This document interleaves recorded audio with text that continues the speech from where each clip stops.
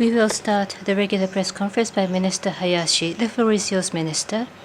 I do not have any initial remarks. If you have any questions, please raise your hand. If you are invited, please tell us your affiliation and name. Come to the microphone. Yoshida-san, NHK, Iwasawa, NHK. About Mr. Prigozhin, about the mutiny, I have a question. Mr. Prigozhin says that he did not intend to topple the government, but President Putin has strongly opposed the situation. What is the observation about the impact on the Ukraine situation? And in the city of Moscow and in the province of Moscow, all anti-terrorism restrictions have been lifted. Will you continue to give warnings to the Japanese people?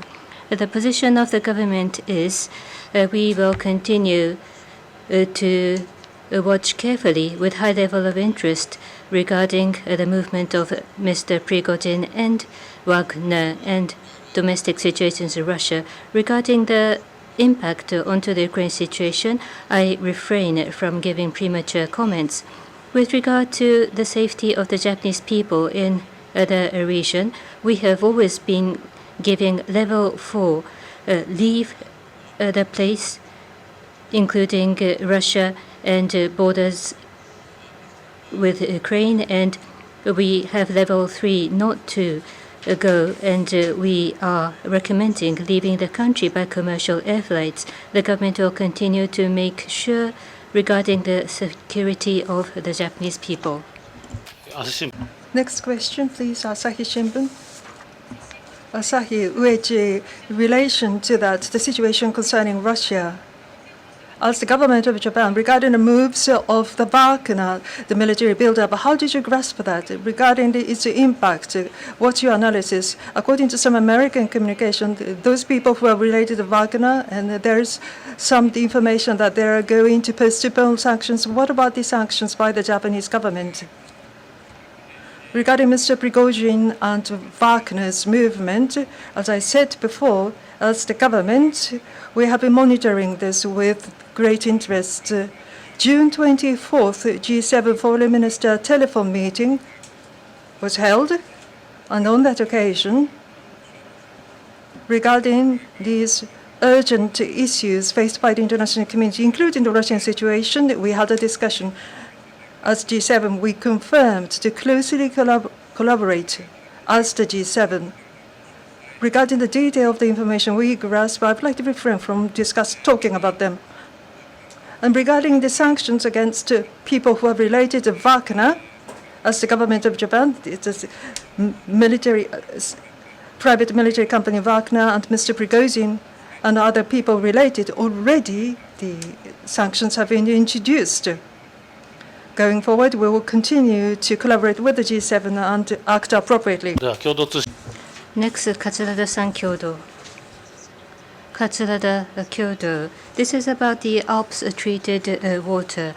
On the 22nd, the Foreign Ministry has released a press message that it is totally untrue regarding foreign media's report that the government of Japan has provided political donation to IAEA. The date of release is coming close. How will the Foreign Ministry respond, and how will you seek understanding about the position of the government? As has been mentioned in the press release already, as you have just mentioned, the document whose origin is unaccounted for, which purport to be the records of meeting with MOFA official, which the report depends on. This is totally ungrounded. Dissemination of malicious disinformation like this is a threat to universal values such as freedom and democracy on which our societies are founded. The government of Japan will continue to strongly oppose such irresponsible disinformation. With regard to the safety of Alps-treated waters released into the sea, the government will continue to offer detailed briefing based on scientific evidence with high level of transparency, and will continue to work to further deepen understanding by the international community. Next question, please, to Sankei Okada-san, please. Sankei Okada. about the French's approach to China. President Macron, in April, as a state guest, he visited China on situation in Taiwan. Europe should not follow either China nor the United States. And NATO is studying the possible establishment of a Tokyo office, and President Macron allegedly is not warming up to this idea. France is getting closer to China and now distancing them from the Western, move to distance them from China. But what is your approach? What is your take? Regarding the diplomatic policies of other countries, I would like to refrain from making a comment as the government of Japan. That said, last month, G7 Hiroshima top leaders' communique was issued, and at the G7, we candidly engage with China and directly communicating concerns. That importance is being acknowledged. We also confirmed that we are ready to build a constructive and stable relations with China. Regarding our relationship with France, in addition to the bilateral relations, we are, from normal times, communicating and then exchanging information, including China. This month, 21st, we held a G7 foreign ministerial meeting in London. On 22nd, in Paris, the Japan-French foreign minister meeting was held with Foreign Minister Colonna of France, and thus confirming collaboration. As the government of Japan, based on the substance of the G7 Hiroshima top leaders communique, we will continue to closely communicate with the G7 members and other members. Mr. Azari, Pan Orient. Pan Orient News of Japan. Former Nissan president Carlos Ghosn sued Nissan for $1 billion compensation.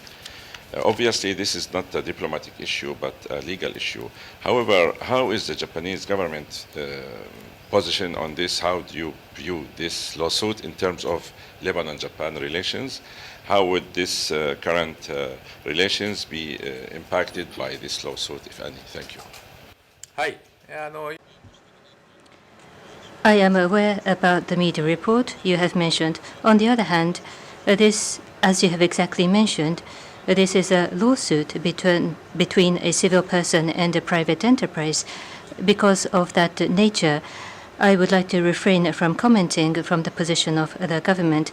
Having said that, defendant Ghosn has fled Japan illegally, and this is deeply regrettable.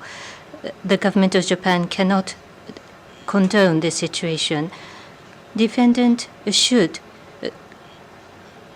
go to court under Japanese jurisdiction, and on several occasions, repeatedly, we have been asking the government of Lebanon. With regard to Japan-Lebanon relationship, Lebanon is playing an important role for the peace and stability of the Middle East region, and so far, Japan has also been providing various assistance, including the response to Syrian refugees. With regard to such assistances, we will continue to take necessary steps in collaboration with the government of Lebanon. Next question, please. Kawaguchi-san from Mainichi, please. Mainichi, my name is Kawaguchi. When you visited the UK, you had bilateral meetings. On the 21st, with the Minister Hassler, you held the first ever meeting between Japan and Liechtenstein. What's the significance, and how do you intend to build a bilateral relation going forward? June 21st, in London, the Ukraine Recovery Conference was held. On that occasion, with Liechtenstein, we held the first ever foreign ministerial meeting. That was the very first since the establishment of diplomatic ties in 1996. We confirmed the importance of UN General Council resolution that would convene a meeting of the UN Security Council if a member of the UNSC cast a veto about the United Nations reform. We confirmed that we will continue to collaborate, and also we concurred that like-minded countries will continue to respond to this, to tackle the issue of the aggression against Ukraine by Russia. With the Liechtenstein, we were able to have a significant exchange of meetings. Ms. Katsurada Kyodo. Thank you, Katsurada Kyodo. This is about Central Asia. The other day, the LDP Parliamentary Friendship League for Central Asia met Prime Minister Kishida and gave him the recommendation to have a regular summit with 5 Central Asian countries, and the Prime Minister has said he will instruct the Foreign Ministry. Tell us about the situation. At the same time as the G7 Hiroshima Summit, China is strengthening the engagement, holding a summit-level meeting with Central Asia. What is your viewpoint about the importance of the region? Thank you. As of 2004, ahead of other countries, Japan has set up a dialogue framework with the 5 Central Asian countries that are geopolitically important, which was Central Asia and Japan. We have deepened partnership based on mutual trust and mutually beneficial cooperation. Because of Russia's aggression of Ukraine, Central Asian countries are impacted in various ways, and therefore cooperation and collaboration with these countries are more important than ever. In particular, in order to firmly defend the free and open international order based on the rule of law, whatever happens, the collaboration with Central Asian countries is extremely important. Under this backdrop, in December of last year, the foreign ministers of the 5 Central Asian countries came to Japan together for the first time. And in Tokyo, we held the Central Asia and Japan dialogue as well as the 9th Foreign Ministerial Conference face-to-face. It was an in-person meeting. We talked about investment in people and the quality of growth, amongst other issues, and we agreed to strengthen our collaboration. The position of the government is we would like to continue to effectively utilize all opportunities, including this framework of dialogue, in order to further advance our relationship with Central Asian countries that are important partners. With regard to the recommendation by the Parliamentary Friendship League, the Prime Minister has mentioned that he will give careful consideration, including a summit-level meeting with the 5 Central Asian countries, and the Foreign Ministry will also give a serious thought. IWJ, please. IWJ Hamamatsu. About the situation in Ukraine. May 15th, the Washington Post said that between the chief of the Defense Institute and the Wagner top, the Prigozhin, were actually related. And the Chief Budanov sustained the severe injury, and then May he was moved to the German hospital, and some people said that he was actually died. But then Matsuda Kuninori, ambassador from Japan, he was taken photo with him. So the ambassador did the ambassador visit to tell the world that the Mr. Budanov was alive. Who instructed him? Was the foreign minister, or is it that the undersecretary, or with the United States and NATO? Did they ask you to do so? I would like to confirm the facts, please. Ambassador Matsuda, as an ambassador in Ukraine, as part of the diplomatic activities, he has been engaged in daily the exchange of information consultation with the government officials and experts. On the 20th, he exchanged views with Mr. Budanov, chief of the Defense Intelligence.